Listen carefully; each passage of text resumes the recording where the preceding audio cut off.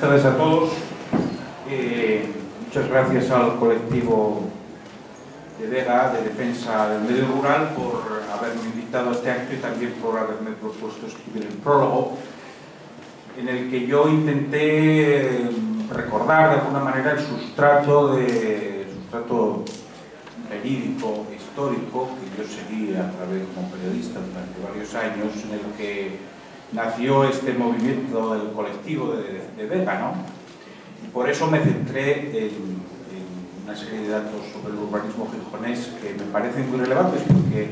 realmente lo sucedido en este concejo algún día se escribirá la historia y algún día probablemente se exhumarán documentos o aparecerán documentos en los que se revelará que fue un proceso realmente oscuro, por no decir más.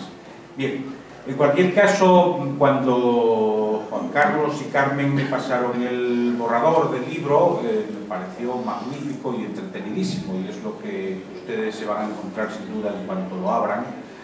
porque parte de un material, de una documentación, los nombres de los toneles,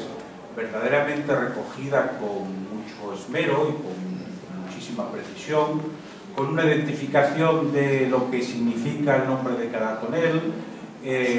con el correspondiente recorte o recortes de prensa, con luego una maquetación muy ágil, de manera que el libro, en la parte documental central, es enormemente ameno, y realmente felicito a los autores por haberse les ocurrido esta idea y por haberla desarrollado con tanta amenidad. Como uno es periodista, a mí lo que me llamó más la atención fue lo que mi compañero de mesa decía ahora, los nombres cosmopolitas, lo cual delata que efectivamente un medio rural o el medio rural gijonés o el campo gijonés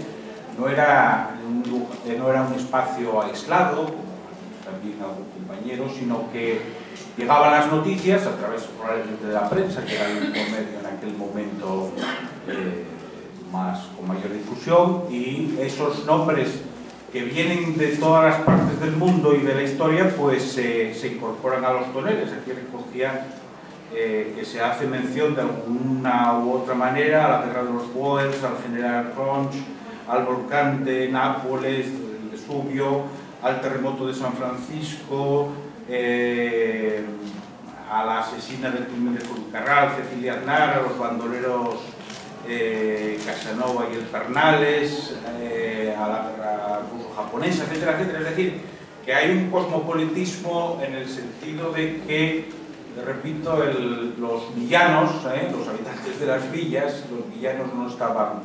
separados del mundo, sino que utilizaban, les llegaba información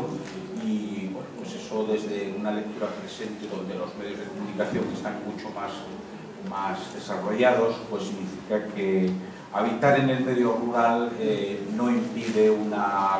comunicación y una solidaridad, si se quiere, con todos los medios. A partir de este material básico del libro, los nombres de los toneles, pues hay un diverso grupo de colaboraciones desde el plano artístico, desde el plano histórico, desde el plano antropológico, desde el plano reflexivo, desde el plano histórico, que componen, como ustedes verán, un mosaico variado y ameno de lo que es el mundo de la sidra, de ese rito de la sidra que se inicia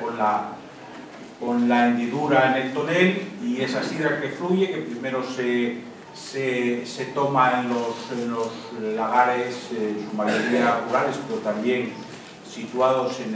el periurbano de la ciudad de Gijón, y que luego entran también en la ciudad. Por tanto, el rito de la sidra, como un rito que vincula, como ya ha dicho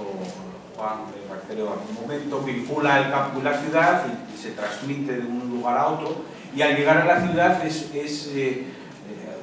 esa idiosincrasia, ¿no?, que tiene la sidra, pues la sidrería, los chigres son lugar de encuentro,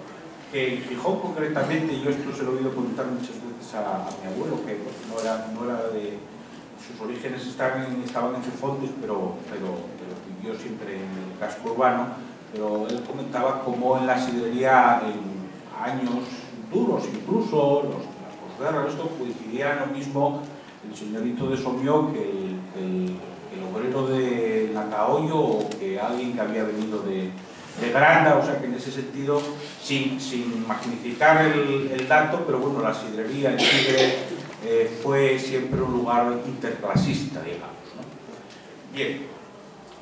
por tanto, un mosaico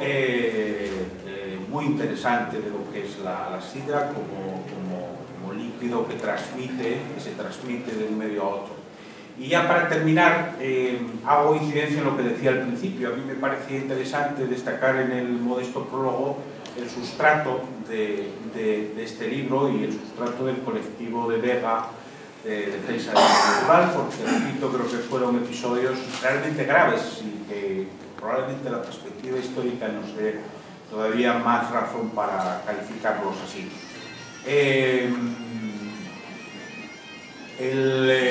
Hablo de menosprecio de corte y Avanza Aldea, que es el título de una obra de un franciscano, Fray Antonio de Guevara, que tiene una gran experiencia en la corte de su tiempo, está metido en la corte de su tiempo como profesor y otro tipo de funciones, y llega un momento en que se harta y escribe esta obra en la que pone en evidencia las ruindades de las ruindades cortesanas y alaba la aldea a la que él precisamente va a vivir. Él establece una contraposición entre ciudad y campo, que es ya pues prototípica, ¿no? Siempre se hace alusión a la contraposición que elabora Fray Antonio de Guevara. Yo tomo lo tomo como metáfora y hablo de que en esta ciudad, desde hace muchísimos años, pero desde luego en la última década con mucha más fuerza, se genera una corte municipal, una corte de municipios y de otras personas, de otros profesionales, cuyo, digamos, elemento central es la cuestión urbanística, la cuestión urbanizadora. La corte, en tiempos de Fray Antonio de Guevara y en muchas otras épocas de la historia, es un lugar evidente de influencias, donde los que pueden acceder a ella pues entran y buscan cómo les dan un título, cómo les dan una prebenda o un beneficio, y entonces, bueno, pues con un sistema absolutamente piramidal como son las monarquías absolutistas, pues todo salía del rey.